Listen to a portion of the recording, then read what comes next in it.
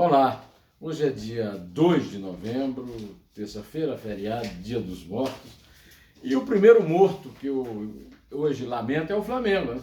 Atrasei a minha gravação desse vídeo para ver o Flamengo empatar. Aliás, o Atlético Paranaense empatar com o Flamengo, mantendo o Flamengo como freguês lá depois de ter batido no Maracanã, empatar na Arena da Baixada. Pois é. Mas aí o Flamengo teve um desempenho semelhante ao Bolsonaro na reunião do G20, dos 20 países mais ricos do mundo, em Roma, né? Ali ele confundiu John Kerry, o negociador do governo Joe Biden dos Estados Unidos, na reunião do clima em Glasgow, na Escócia, com Jim Carrey, o comediante de Debbie Lloyd. Vai ver, ele gostaria de ser ou Debbie ou Lloyd naquele filme, né? Depois ele conta com muita graça que pisou no pé de Angela Merkel, que está saindo da chancelaria da Alemanha, e ela disse, tinha que ser você, né? Para demonstrar uma certa intimidade, né? Depois deu cano nos outros governantes na visita à Fontana di Trevi. Um cinéfilo, assim como eu, por exemplo, jamais daria um cano na Fontana di Trevi, que tem uma das cenas mais lindas da história do cinema, uma cena do La Dolce Vita, que erradamente eu troquei por I Vitelloni, Os Boas Vidas, né? A Doce Vida, mas graças a uma correção do meu consultor em italiano, Walter Fanganiello Maierovic, eu estou aqui corrigindo, né? Pois bem, ele foi, em vez de ir para... Aliás, é inesquecível cena do banho de Anita Ekberg e Marcello Mastroianni no La Dolce Vita de Fellini, né? Ele foi a Anguillara Veneta, onde nasceu seu bisavô Vittorio Bolsonaro, e recebeu lá uma homenagem da prefeita Alessandra Buoso, que é do partido chamado A Liga, de extrema-direita, separatista, de inspiração fascista. Eu li recentemente M. Mussolini, o Filho do Século, de Antonio Scuretti, um grande escritor milanês, em que ele narra em vários capítulos o martírio do grande líder socialista Matteotti, que a praça central da cidade, em homenagem a ele, é a praça Piazza Matteotti. Pois bem, o Antonio Scuretti, o nome do italiano. A Igreja Católica Italiana definiu a visita de Bolsonaro tentando explorar igrejas católicas na Toscana como exploração odiosa. Acertaram, inclusive, no ódio. E acertaram em outra coisa. Tratou o Bolsonaro como a Igreja Brasileira Católica não faz. O Bolsonaro foi convidado para ir para a missa de Nossa Senhora Aparecida, padroeira do Brasil, depois de ter levado um esculacho indireto do arcebispo de Aparecida. Lá na Itália não tiveram essa brincadeira não, né? Ao contrário, ele foi a Pistoia. A Pistoia é um lugar mítico para o exército brasileiro, porque lá estão sepultados, tem um cemitério brasileiro em Pistoia, dos heróis que foram lá da FEB, Força Expedicionária Brasileira, derrubar o governo fascista de Benito Mussolini. E lá ele foi ao cemitério e levou um único senador de extrema-direita da Itália, que é o Matteo Salvini, e aí houve um show duplo de burrice e ignorância do fascista e do fascistoide, né?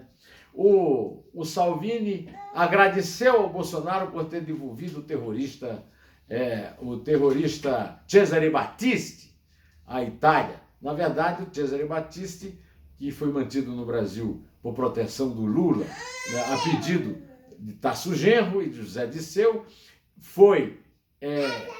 a extradição foi autorizada pelo presidente Michel Temer, não foi o Bolsonaro, e ele foi preso, capturado pelo governo boliviano e mandado de volta para a Itália. Quer dizer, o idiota do Salvini foi cumprimentar o Bolsonaro por algo que ele não fez. Aliás, ele nunca fez nada, não ia ser isso que ele ia fazer. Mas aí, meus amigos, sabe o que aconteceu?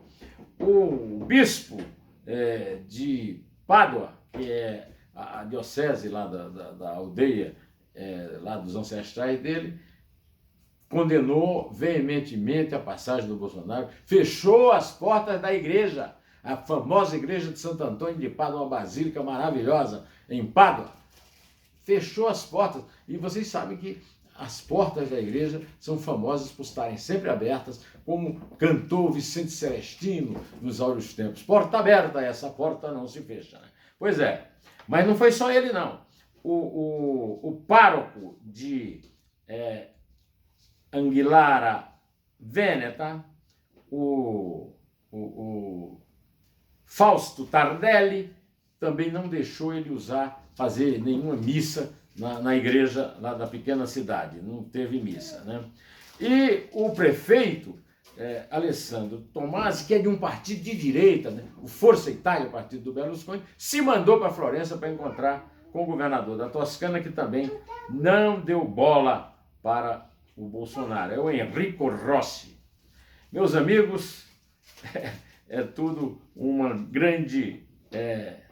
o bispo de Pádua, na verdade se chama Cláudio Cipolla, o que proibiu que o Bolsonaro entrasse na igreja de Santo Antônio de Pádua. O Bolsonaro entrou por uma porta dos fundos de noite para não ser agredido por manifestantes lá de fora da igreja. Ou seja, um vexame atrás do outro.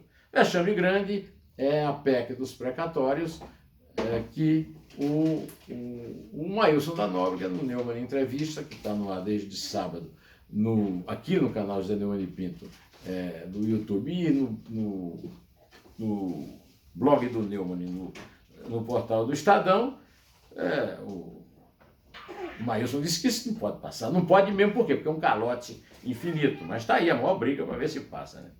Meus amigos, eu quero também dizer a vocês que nesse fim de semana, nesse grande feriado, teve o grande destaque, que foi a morte de hoje um dos maiores, se não o maior pianista do mundo, o brasileiro Nelson Freire, mineiro, e que morreu no Rio de Janeiro, onde morava, segundo a sua gerente, a sua empresária, de uma queda que provocou uma concussão no cérebro. Né? O Nelson Freire, que eu recomendo acompanhar, ver o magnífico filme do João Moreira Salles sobre ele, não foi referido em nada pelo analfabeto canastrão, que é o secretário de Cultura, Mário Frias, canastrão do Malhação. Pois então, meus amigos, eu quero também aqui lamentar que o Tribunal de Júri de São Paulo tenha absolvido os PMs que assassinaram o adolescente negro Guilherme Silva Guedes, e a mãe lamentou muito isso, mas não foram ouvidas as testemunhas de acusação, uma palhaçada da justiça. Né? No mesmo blog do Neumann está publicado o meu artigo semanal, desde ontem, e que se chama Bolsonaro envergonha todo mundo. O artigo termina com uma mensagem de bom humor e alegria do meu amigo, o artista plástico Luiz Geraldo Dolino, que lembra de uma foto de outro amigo meu, Evandro Teixeira, em 1968, na passeata dos 100 mil, com grandes brasileiros, gênios do Brasil. Clementina de Jesus, Pixinguinha, João da Baiana e Donga. A foto está no post em que eu me referi, em que eu republiquei o artigo no blog do Neumann, no portal do Estadão. Essa foto histórica está lá e é uma referência à observação magnífica com a qual o João Moreira Salles encobriu a canalhice do secretário de Cultura, que não homenageou como devia o Nelson Freire, que foi homenageado pelo Itamaraty. Né? Ele disse o seguinte a respeito, né? Que o Nelson Freire representa o outro lado do Brasil, né? O lado luminoso. Uma referência sem combinação antes e tal, com o que o Dolino falou, encerrando o seu Dois Dedos de Prosa. O Dois Dedos de Prosa dessa semana vai ser com um grande jornalista, meu colega Rui Castro, colunista da Folha, que ganhou o prêmio mais cobiçado da literatura brasileira. Ele ganhou o prêmio Machado de Assis, que eu chamo de Machadão, pelo conjunto da obra da Academia Brasileira de Letras. E ele vai ser o protagonista do Dois Dedos de Prosa desta semana, a partir de domingo, 13h. Bom, eu já estou muito atrasado aqui com você. O Atlético Mineiro já é campeão brasileiro depois de 50 anos. Saúdo aqui os galos bravos. E o Flamengo, vamos ver como é que vai sair na disputa com o Palmeiras, né?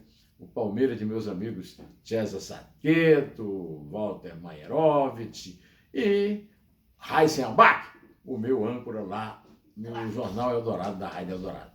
É isso aí, direto ao assunto, em pé, e só a verdade salvará as nossas vidas.